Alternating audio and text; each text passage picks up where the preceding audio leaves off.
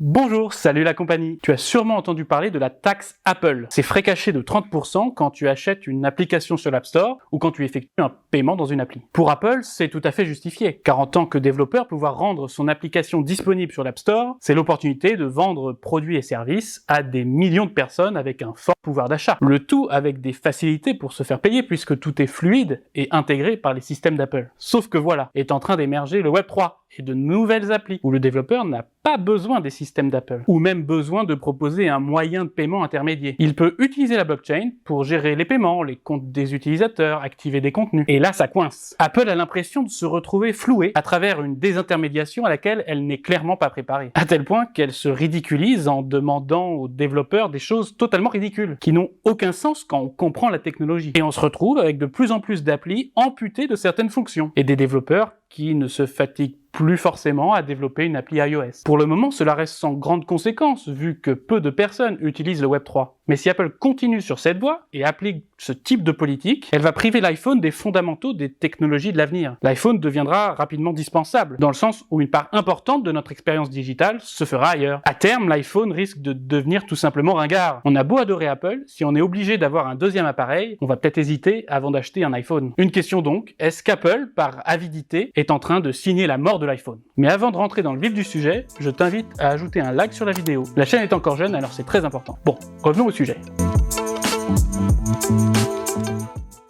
Revenons sur ce qui s'est passé. Il y a quelques mois, Apple a fait savoir qu'il ne fallait pas que des contenus ou versions spéciales d'applications soient débloquables par des NFT. Apple oblige également les applications qui permettent l'achat de NFT à faire passer le paiement par Apple Pay. C'était déjà idiot, mais ils viennent de faire pire. Coinbase a annoncé le 1er décembre qu'ils avaient dû retirer la fonction transfert de NFT de la version iOS de leur wallet. La raison? Apple considère que les frais de transfert de NFT devraient être payés à travers leur système de paiement, afin qu'ils puissent, comme dans toutes les applications, capturer 30% des dépenses des utilisateurs. Bravo! Si tu n'es pas plié en 4, pas de panique, je vais t'expliquer pourquoi c'est ridicule. Le transfert de NFT via un wallet n'est pas une fonctionnalité d'application classique. Ce n'est pas un appel d'action qui ferait que, dans le cas précis, Coinbase ferait quelque chose pour toi. D'ailleurs, un NFT, un token non fongible, qui est un type d'actif digital sécurisé par une blockchain, ce n'est même pas un objet qui vivrait dans une application, comme peuvent l'être par exemple un skin ou un avatar que l'on peut acheter ou échanger dans une application de jeu classique. C'est en fait un objet qui t'appartient. Un autre point important à comprendre est que les NFT ne se trouvent pas vraiment dans ton wallet. On dit qu'on a ces NFT dans un wallet par raccourci parce que c'est plus simple, mais ce n'est qu'une façon de parler. D'ailleurs, le mot wallet lui-même est dans cette logique-là. C'est un skeuomorphisme. Cela permet de faire un parallèle avec la notion de portefeuille comme celui que tu as dans ta poche. Mais en réalité, ce qu'il y a dans ton wallet, ce sont tes clés privées, c'est-à-dire tes mots de passe pour accéder à tes actifs qui, eux, sont sur la blockchain. À ce titre, un wallet est plus un porte-clés qu'un portefeuille. Donc, quand sur un wallet, tu visualises des NFT et que tu peux interagir avec, les transférer, ce n'est pas parce qu'ils sont dans l'application, c'est parce que le développeur de l'application a créé un outil de visualisation. Pour en revenir au transfert de NFT, ce qui fait qu'un NFT est transférable réside dans son code déployé sur la blockchain. Quand tu cliques sur le bouton envoyer ou transférer, c'est toi qui directement enclenche une transaction sur la blockchain. Et cette transaction, tu peux la lancer depuis n'importe quel wallet. Il suffit de rentrer ta clé privée dans un autre wallet et de l'utiliser. En réalité, tu as même 50 sites où tu peux connecter ton wallet et lancer le transfert à partir d'un bouton similaire à celui qui est dans le wallet lui-même. En ce qui concerne les frais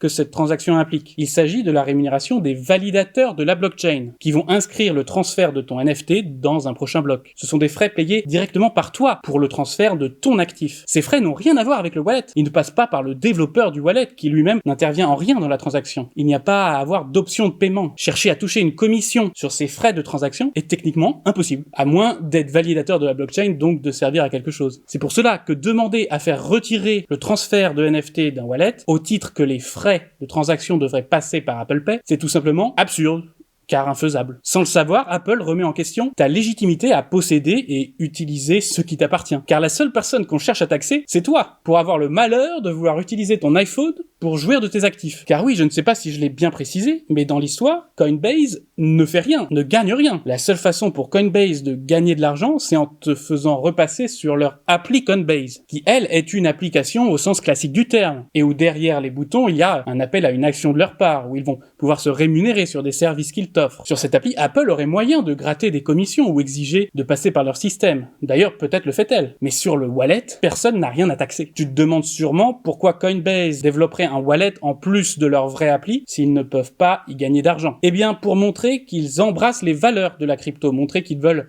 que leurs clients se mettent à utiliser la crypto. Ils montrent qu'ils veulent vraiment être un pont vers la crypto et non une banque à la FTX, avec l'idée que quand tu auras besoin d'acheter ou de vendre des cryptos pour de l'euro, ou que tu auras besoin d'un service lié au monde financier historique, tu utiliseras Coinbase plutôt qu'un autre échange, car tu auras confiance en eux. Ils ont d'ailleurs créé sur le wallet une option rendant hyper facile le transfert de tes cryptos vers ton compte Coinbase. Pour bien comprendre la différence, la balance sur l'appli Coinbase, c'est comme sur une appli bancaire, c'est ce que tu as déposé chez eux, ça leur appartient, alors que la balance sur le wallet Coinbase, ce sont les actifs que tu possèdes sur la blockchain et sur lesquels Coinbase n'a aucun contrôle. En ce qui concerne la volonté de forcer le passage par Apple Pay pour l'achat de NFT par exemple, encore une fois, c'est assimiler les NFT à de simples produits in-apps, ce qu'ils ne sont pas. Mais c'est surtout n'avoir aucune vision du fonctionnement du marché. Les marketplaces NFT se battent pour être les plus efficaces et les moins chers. Beaucoup trouvent les 2,5% de frais d'OpenSea injustifiés. Comment est-ce qu'on peut croire qu'on va arriver comme ça et imposer 30% de frais? Sachant qu'en plus, cela crée une surcouche technique redondante, puisque le paiement se fait par la blockchain elle-même. Et d'ailleurs, d'autres acteurs se sont positionnés sur ce créneau en se disant que pour les débutants, payer par carte bancaire peut rester plus simple, et ils sont très loin d'imposer autant de frais. Pour moi, clairement, Apple montre ici un visage assez inquiétant. Car finalement, ce qu'ils font revient à t'empêcher de jouir de tes propres actifs. Quand tu transfères ton NFT, paye le réseau. C'est ton NFT, tu n'en as rien à faire de Coinbase, d'Apple, c'est ton objet, que tu bouges d'un endroit à un autre. Apple refuse également que les applications puissent débloquer des contenus à travers tes NFT. Alors que le Web3 et le Metaverse se construisent justement avec cette idée que l'on va pouvoir avoir une expérience fluide entre les différents supports, grâce à une identité digitale souveraine et sécurisée, et à une véritable propriété de ces actifs digitaux. Être prêt à laisser ses utilisateurs vivre ces expériences sur d'autres devices, c'est très risqué et c'est sous-estimer la puissance de la blockchain. En tant qu'utilisateur, cela reste super pratique de pouvoir avoir des wallets sur mobile. Le bon sens me fait penser que c'est quelque chose qu'Apple devrait encourager pour se démarquer encore plus en offrant aux possesseurs d'iPhone une expérience plus riche, plus sécurisée, plus souveraine que sur d'autres appareils. C'est une fonctionnalité qu'ils pourraient développer au service de leurs utilisateurs. Mais non!